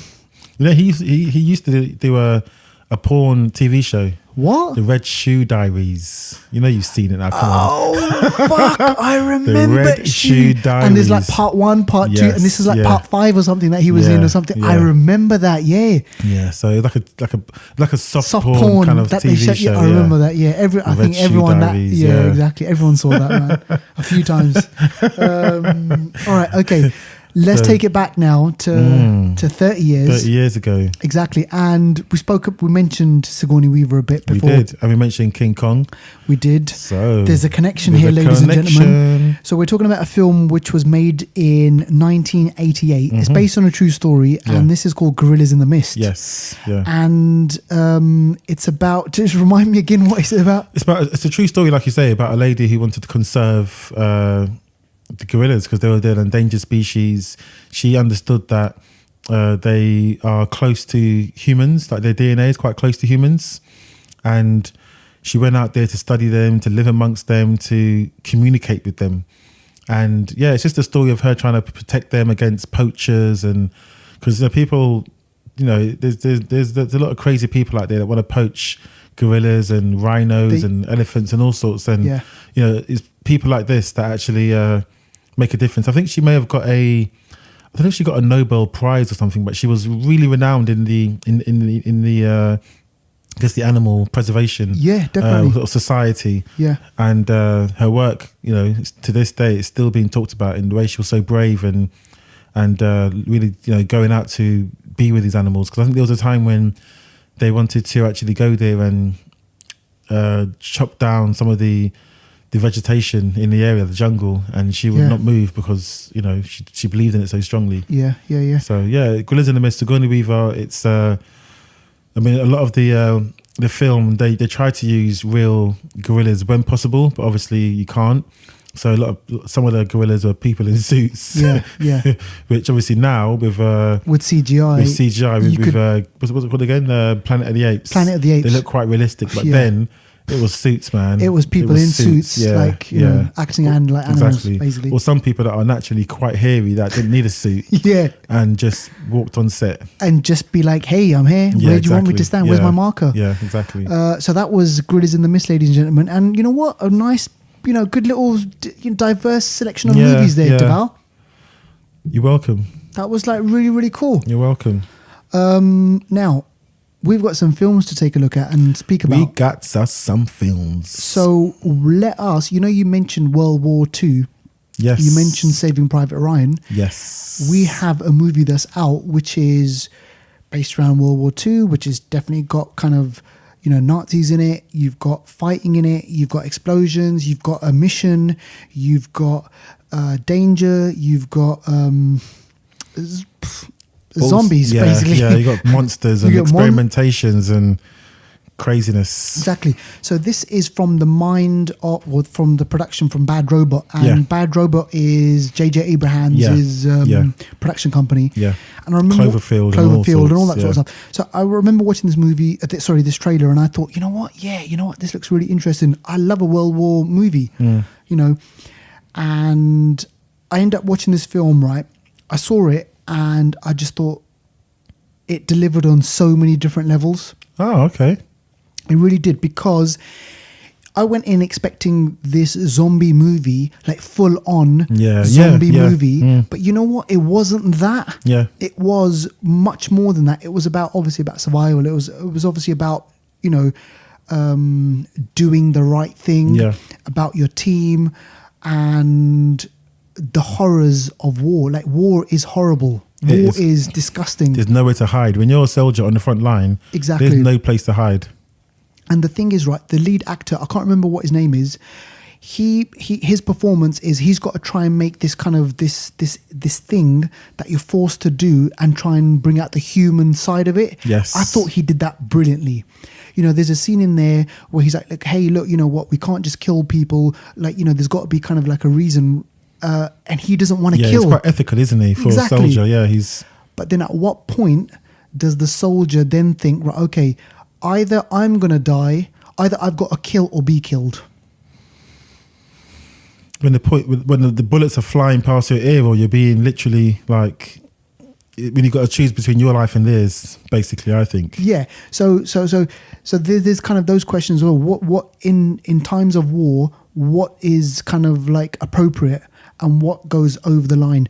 Now, as you know, history has told us that the Nazis, this is kind of like based on real things. The Nazis were experimenting. Yeah. They had a breakaway section that did really, you know, unlawful, sick, undocumented experiments between different types of people. They actually liked a lot of twins. They experimented a lot with twins, genetics and all sorts of things like that. And yeah, you're right. It's based on a true story. The lead star, Jovan Adepo, and you guessed it, he's British. You know what? You guessed it. Where have we seen him from? He's been in Fences, which is Denzel Washington and Viola Davis, which he probably played in American. He was in Mother. He was also in Leftovers. He starred in Leftovers for a while as well. And it's brilliant. How could I forget that? Yeah, he's really good in that. You know what? I must say, you know, he was my highlight of this film. He was. Because his acting was quite... top notch. He had a lot to do, you know. He had a lot to do. Facial expressions. The film, it rides on him. Yeah, he had to carry this. He's a young guy as well. He had to carry this film, you know. I think he done quite a good job. It's from Oxfordshire. Really? It's 81% on Rotten Tomatoes. Are you serious? That's not bad, you know. It's really good. And I just kind of like, all right, so... He's like a young Denzel. He is. He's got the charisma. He's got the charm of younger Denzel. So this is what the setup is, right? Okay, so the plot follows several American soldiers who are dropped behind enemy lines the day before D-Day and discover secret Nazi experiments. So they're thrust into this kind of place. The mission is to take out the clock tower, but underneath the clock tower, something dark and something scary is actually going on. So the soldier, who's the star of the movie, and it's Jovan, he's in a dilemma. He's like, right, okay, we've got to do this mission. We've got to take out that tower, but also at the same time, we've got to stop what's going on. Yep. You know, there's something unethical going on, and the film struggles with, well, the character kind of struggles with that throughout the whole thing. Yeah, it's basically a good versus evil setup, right? But I thought all of the cast members were really, really good. You know, the main guy. Do you know who he is? Who? Wyatt. That's his name. He's Wyatt Russell. Kurt Russell's son. Yeah. You are, oh, fracking hell. Really? Wow. Yeah. And then also we had, what's his name from Game of Thrones? You know, the Pike. What's his name? The people on the ships, what may die may never die, or something like that. What's his name? What do they call it again? Theon Greyjoy. What's his name? The uncle. Yes. He played the German. He was the baddie, yeah. He plays his uncle, Theon Greyjoy's uncle, who takes the throne. Yeah. Killed his dad, his brother. So yeah, he was Euron Greyjoy, that's it. Euron Greyjoy, yeah. So he was in it. So yeah, it's good cast, good mix of people, I think. And it's got kind of...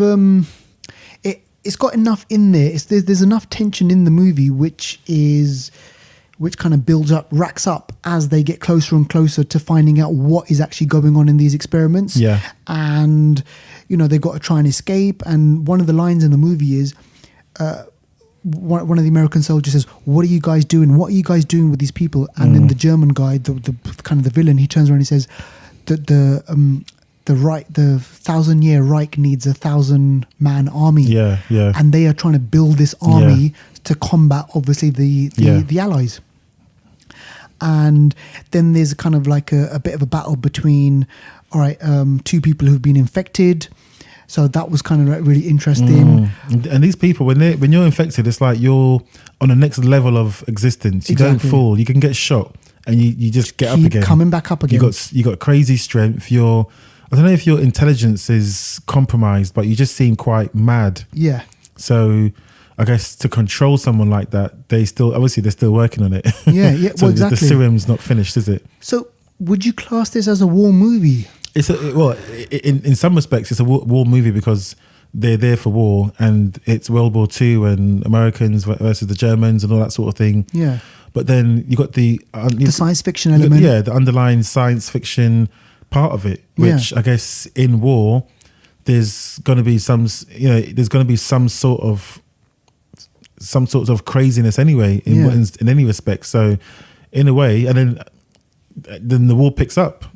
Yeah. You know, without spoiling it too much, the war carries on. Yeah. It's not just about this. So yeah, it's a mixture, I would say, of genres. Yeah, but it's mixed quite well. I actually enjoyed it. I did enjoy it. Enjoyed it. Yeah. So, ladies and gentlemen, if you want to go out and watch a sci-fi World War II zombie movie, you know what?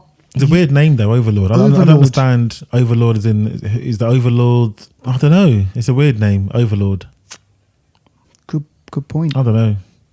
And somebody else was saying it could be part of the Cloverfield world, because you know how Cloverfield's always weird and with the creatures and stuff like that. So they're saying somehow it could have been linked if they really wanted to link it, but you never know. Well, the way that it ended, it sounded like as if he goes off to another mission. Which we might not see the end of that. Exactly. Okay, so ladies and gentlemen, that was Overlord. Now, the next film that I quickly want to touch upon is a film which is a Netflix exclusive, which is called Outlaw King. And there was a lot of, like, there was so much kind of like press on this. There's a scene in the movie, right? And this isn't the reason why I watched this movie, right? There's a flipping scene in the movie, right, where Chris Pine, is it Chris Pine? Yeah. Yeah, he's naked. But fully like you see Starkers. you see his bollocks basically. You see it, is it? Okay. Right? And I was That's why you watched it really. Seriously, you rewinded it like 10 times. I'll pause that bit. Yeah, God. But look, just take away from that. It's just a silly little scene. Wow, he's having a flipping shower, and he's like, he's in the water, and he comes out, and you see his ass and whatnot. Okay, listen, if you're expecting a Braveheart type of a movie, then you're not going to like this movie. Oh, serious? Yeah, you are not going to like this movie, right? And I watched this movie because I was expecting a Braveheart type of a movie because I like that movie. I remember watching that movie in the cinema back in 1995, and I came out of that movie pumped and psyched. And I was like, join me up. They can take our lives, but they could never take our freedom. So if you're expecting that kind of male testosterone type of energy, you will find it in the movie, but in kind of with layers. Okay. Right? There's kind of like small little bits. There is a battle scene in there, which is good. It's got Quicksilver in it as well. Which Quicksilver? The Quicksilver who died from Ultron. Yeah. Okay, cool, okay. Taylor Johnson. Yeah. Right? He plays a mad Scotsman in there, goes absolutely berserk. Okay. All right, it's got Chris Pine. It's got how's Chris Pine's Scottish accent? I have to say wobbly. Oh, is it wobbly? A bit wobbly, exactly. And I was just like, come on, man! If you're gonna play like a Scotsman, get it spot on. Well, I've got Gerard Butler to do it, innit? He sounds Scottish in every accent. I know, exactly. I know. Let him be free. But I just thought, this film has got a little bit of intrigue. It kind of does explain what was going on at that time. They mention William Wallace, who was kind of Braveheart, right? And he's just passing. It's just a passing mention of William Wallace, right? And then there's this uprising that begins because Chris Pine, he plays Robert the Bruce, the future King of Scotland. He is an outlaw. So the King of England declares him an outlaw because he takes the throne. He does away with someone, and then he's on the run. And what he does is he travels from clan to clan or from different areas to drum up support so that he can have a battle with the English. And this is historical fact. The Scots beat the English, and they were outnumbered, I think it was 4-1 or something like that. Seriously. And it's a bit like 300, isn't it? You know what? It is like that. The hot gates. And you mentioned to me about a movie where they used real dogs. What film was it where they talked about and the Animal Welfare Humane Society? Amores Pedos. Was it Amores Pedos? Yeah. Right, in this movie, Yeah. they use loads of horses. Okay. And they use obviously CGI because they deal with the horses. Is it? They deal with horses. So whilst I was watching that movie, and I was just thinking, were any animals hurt? Oh my gosh. Obviously not, because they're all CGI. Yeah. But there's a scene in the movie, right, where they have like spikes on the ground, and then they're charging, and then the spikes go into the horses. And I said to myself, where have I seen this film? Oh, that's right, I saw this in Braveheart. So they lifted that from Braveheart, okay, which I get, which is probably what they did.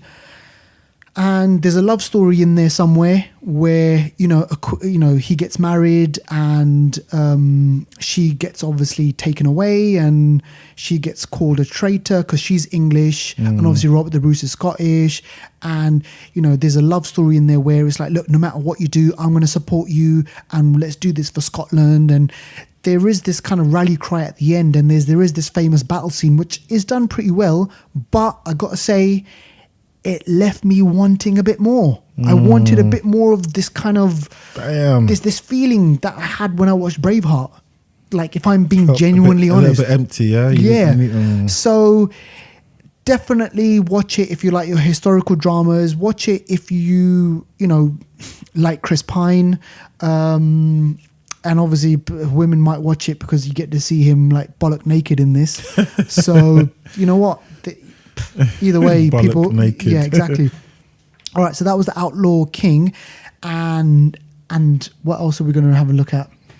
Robin Hood, another historical figure. Now actually, it's a bit debatable whether he was real or not. Robin Hood. Is it? Is it not proven? Is it like is he a myth or a legend? This is it. This is the thing, isn't it? It's a myth. Is it a legend? If a tree falls in the woods and no one's there to hear it, does it make a sound? Where's that from? I don't know. I just heard it on the way. It sounds like that. It's true. It's one of those things where if it's not like, if it doesn't make a sound. If you're not there to hear it, it doesn't make a sound. Doesn't make a sound. I guess technically it should do, but if you don't hear it, it doesn't make a sound. Doesn't make a sound. So did Robin Hood exist? Where's the proof? Well, I'm glad you said that, because the tagline for the movie is, and I'm going to find this somewhere because I did have it. Okay, so the tagline for the movie Deval, check this out: the legend you know, the story you don't. Are you intrigued? I am.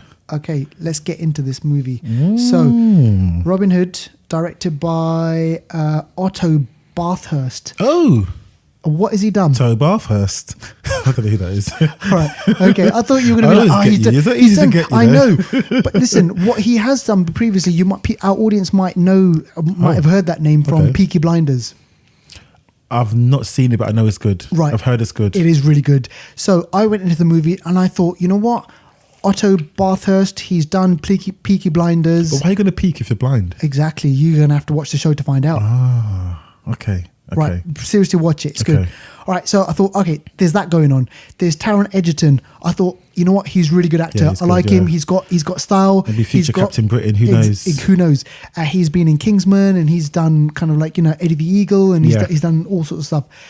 It's produced by Leonardo DiCaprio. Are you serious? Seriously. My man's getting behind the camera now, He is getting behind the camera. Okay. And it stars Jamie Dornan, who was in 50 Shades of Grey, the film that you love. Okay, I was going to say Jamie Foxx. No, it's got Jamie Foxx as well.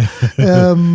I mean, Jamie Foxx, he's a great actor. Yeah. He won an Oscar for Ray. Yeah, exactly. He was in that film Stealth. Remember? Oh God, with that plane. Yeah. So Taron Egerton, Jamie Foxx, Ben Mendelsohn, who was in Rogue One. Yep, and he's also going to be in. He's going to be a baddie he's going to be a baddie in everything. He always plays baddie. Yeah, but he's really good. Yeah. He's going to be in Captain Marvel. He's going to be one of the Skrull. Okay, right. Okay, so and like I said before, Jamie Dornan. So you got these characters, right? And I was really, really, really, really looking forward to this film and getting into this movie because I like the Robin Hood character. I'm a big fan of the 1993 film starring Kevin Costner. Okay. And to some extent, I was a big fan of the 2013 one with Russell Maximus. Yeah, with Maximus. Crowe. Okay, Maximus. Right? And, you know, there's a certain charm about his character, or that character, you know, steals from the rich, gives to the poor, you know, this kind of outlaw, this person who's good with the arrow. And I thought, yep, okay, I'm going to settle down. I'm going to kind of watch this movie. And then, you know what? My heart sank.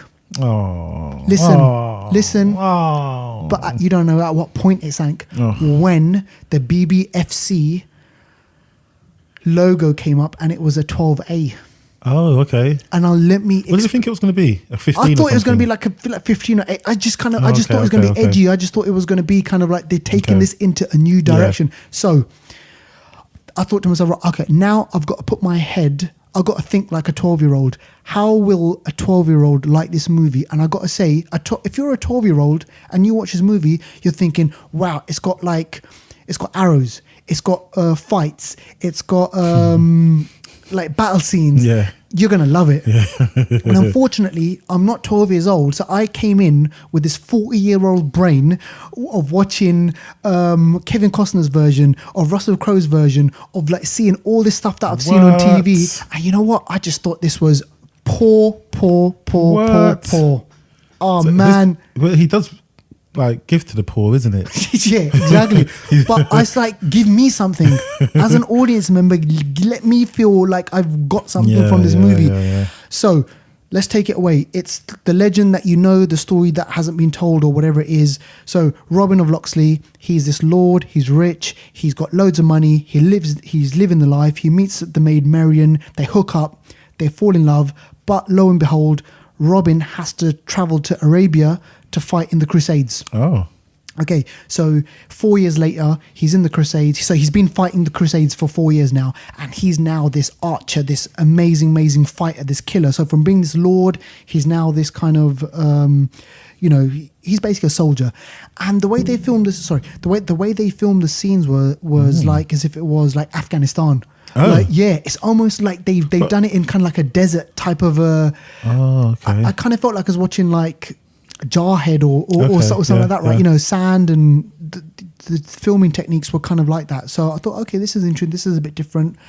We introduced Jamie Foxx, who plays the enemy, and who very quickly becomes the friend.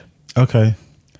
And when I mean the biggest change of hearts that Serious? you will ever have in movie history, it's like, hey, I've spent 4 years of my life fighting your people, fighting for my religion against your religion, and now we are going to be best buds and we're going to be swapping piss. Just like that. Exactly. Just like that. Okay, we'll forget all that stuff. Let's just be friends. I'm going to help you in your cause and you're going to help me. And you know what? The movie shifts back to England. It shifts back to Nottingham. You know, everyone thought that Robin of Locksley was dead, but really he's actually alive. Is that his name? Robin of Locksley? Yeah, the area in Nottingham. Oh, okay. Yeah, Robin of Locksley.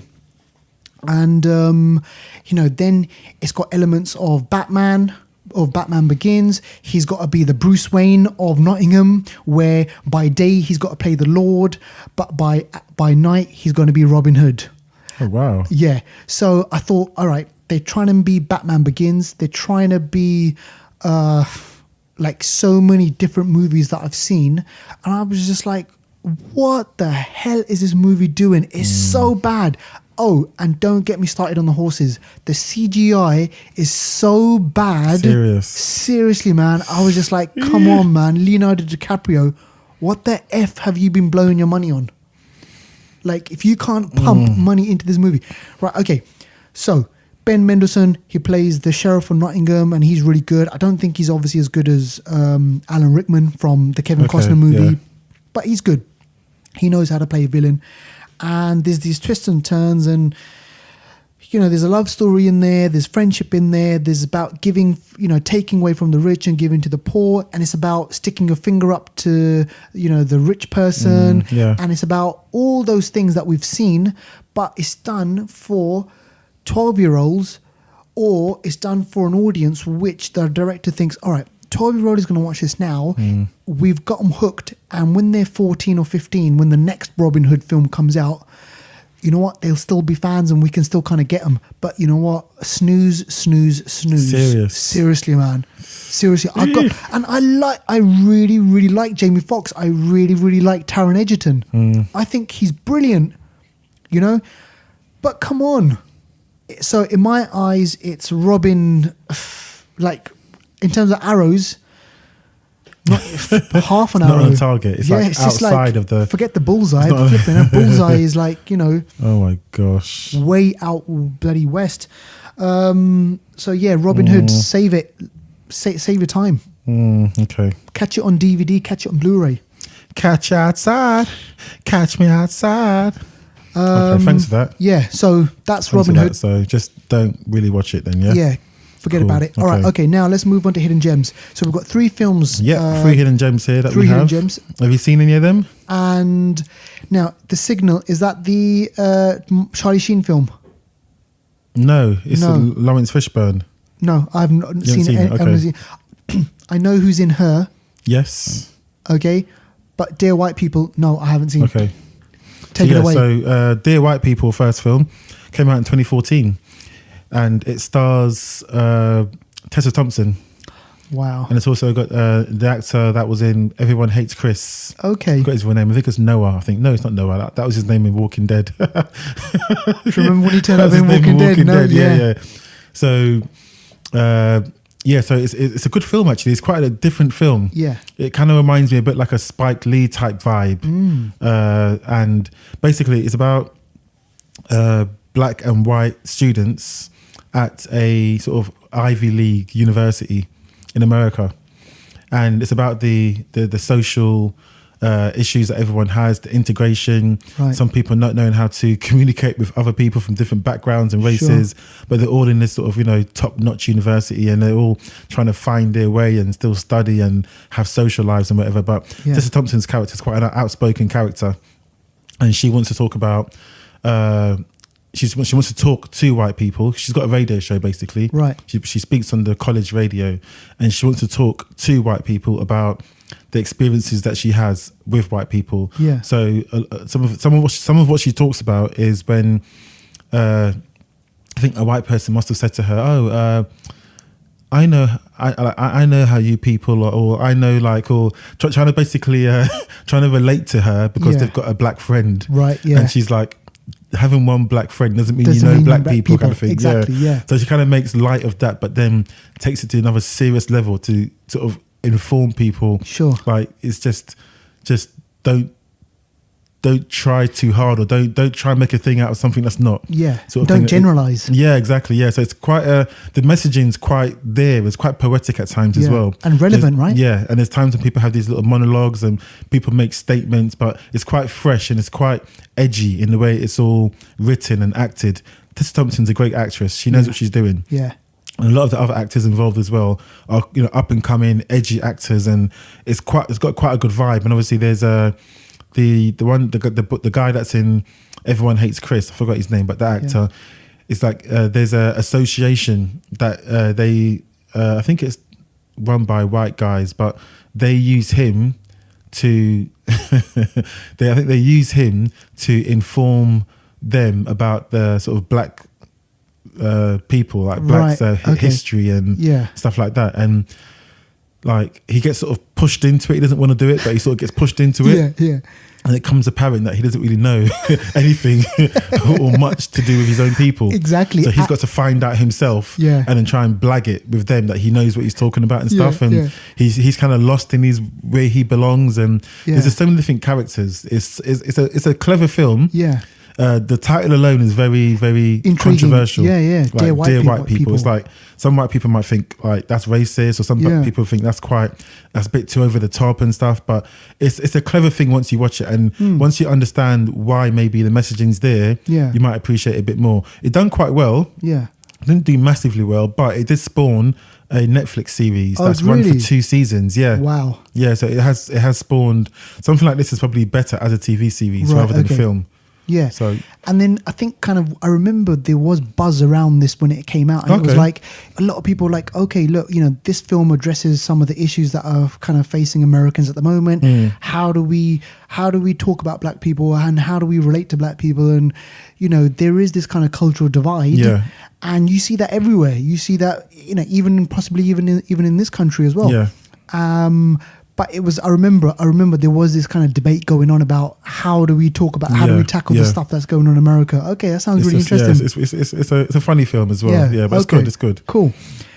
And Her. So Her, I think you've seen Her. I've heard of her. Oh, yeah, okay. I've heard of her. Yeah, okay, Yeah. damn. I thought you would have seen her. I want to see her. Have you seen her?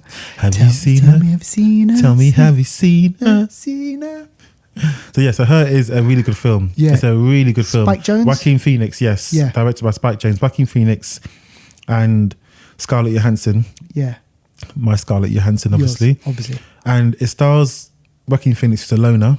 Yep. But basically, it's in the not too distant future to start off with. Right. And Joaquin Phoenix is a bit of a loner, and he wants to date. He wants a relationship. So Her is an artificial intelligence that's on his computer, Right. and he can talk to her, and it's like a real person. Yeah. So you never see Scarlett Johansson, basically. Right. So it's just her voice. Her voice is, she's got a good voice in it. Yeah. But yeah, so he talks to her. He falls in love with her, basically, and it's just about him and her getting to know each other. Him spending time with her. So when he's at home, she's on the laptop. When he leaves the house, he puts his earphones in. Yeah. So she's always in his head. Yeah. And it's just such a really well made film. Wow. I'm probably undercooking it. Okay. By my review. And what is is the message that this is how we're becoming now, society, This like is AI? how we're becoming, yes, because obviously you get the people that get the blow up dolls, the sex dolls. Yeah, but I don't know. They're past that now. They're not blow up now. They cost thousands. What There's they some talk? really- They're talking dolls. Have you not seen No. documentaries on these? Oh my gosh, people are making sophisticated dolls that are. You can't even call them dolls because they're made of some like artificial skin type thing, and they are interacting back to you now. Yeah, and they can do a service for people that can afford it and need it. Basically, for people that are lonely, that can't interact with, human beings and stuff like that. Yeah. And Her, it really chips away at that, because he's really lonely, and through the relationship he has with her, he's happy. He's happy. He's not harming anyone. He's happy, And she's ones and zeros. She's a program, but he loves her. He loves her. Yeah. And the funny fact is, when the film was created, it was done with another actress's voice. I heard about Yeah. this. Who was it? I can't remember her name, but she's not a big actress, but it was done using her voice. And by the end of the film, in the editing phase, they realised it's just not working. Oh, so that's they had to bad. go to her and say, "Do you know what? We want to try someone else." So Scarlett Johansson was brought in, and she just obviously done it, and they thought, "Yeah, it's her." How I bad know must that- I that know, be, I man? know, Because I you know. film them, you make the whole film. Yeah, I'm sure she still got paid, but still, she wants Yeah. recognition. Exactly. You know what I mean? So yeah, but I wonder if yeah, she gets a credit. a credit of some sort. Who knows? But yeah, it's a really good film. It's worth a watch. It's definitely worth a watch. It's one of those films you want to watch on a Sunday morning when you're in bed, you haven't got up yet, or maybe you've had breakfast, you go back in bed and you watch it. And it's a really, really good film. Her, really good film. Sounds 2013, Yeah, sounds yeah. really, really good. Okay, and then the last film, the Yeah. next film on the hidden gem list is a film called The Signal.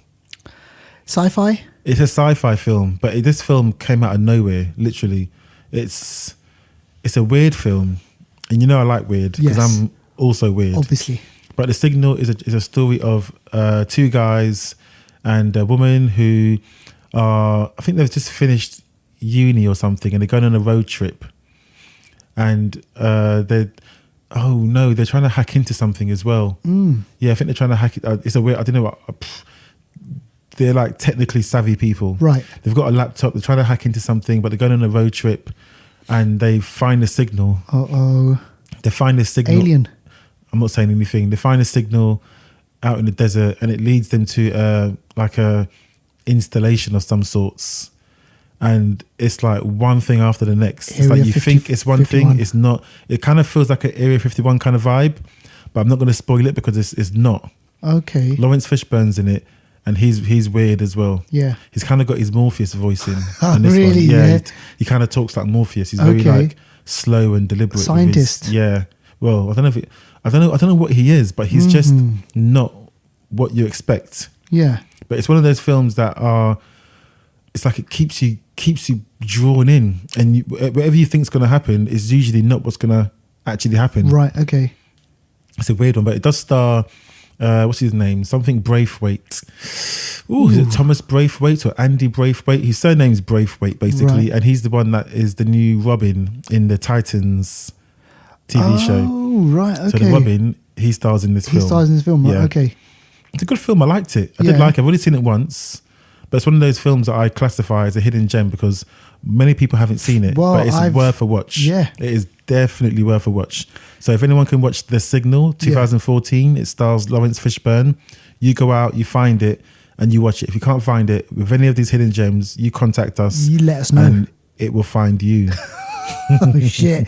Because I was just gonna say the only film that I know is The Arrival. No, sorry, the Signal is a Charlie Sheen film. Yeah, what's that about? Well, not similar, but he finds this signal. Oh yeah. And it's this alien signal. Oh. And things don't turn out too well. Is it? Yeah. Okay, I never heard of that one. Yeah, Okay. yeah. Because I thought it was it that one, but I couldn't figure out the dates. That was ages ago, wasn't it? This was ages ago. Yeah, exactly. We'll save that for another episode. That. Deval, Cool. I just want to say thank you once again. We have De wrapped nada. up episode 26 of the Flixters, ladies and gentlemen. You've been a brilliant co-host. You too. And for the last 6 months, You're talking man. like it's over. No, but I'm just saying. Are we finishing now? No, well, this episode, yeah. Okay. Yeah. But yeah, no, I just want to say thanks. Like, Cool. yeah. Oh, shit. I'll delete all that. No, you won't. You can leave it in. We all know that. Exactly. Cool. No, it's been great. Cool. Now still, yeah. And I've enjoyed today. As we have done actually recently, I'm going to try and attempt to give away a free cinema ticket. Yeah. So again, make a comment, reach out to us on our social media, the Flixters Podcast. You can find us on Instagram, Facebook, YouTube, Twitter. You have to be a subscriber. When you make the comment or post or whatever it is, you must add 26 going strong. You must add that term, and then we will send you a free cinema ticket for any view or Cineworld Cinema anywhere in the UK. UK only. Exactly. Cool. But T's yeah, and C's apply. it sure does. So yeah, great one. And we will Thanks. see you next time. So peace out.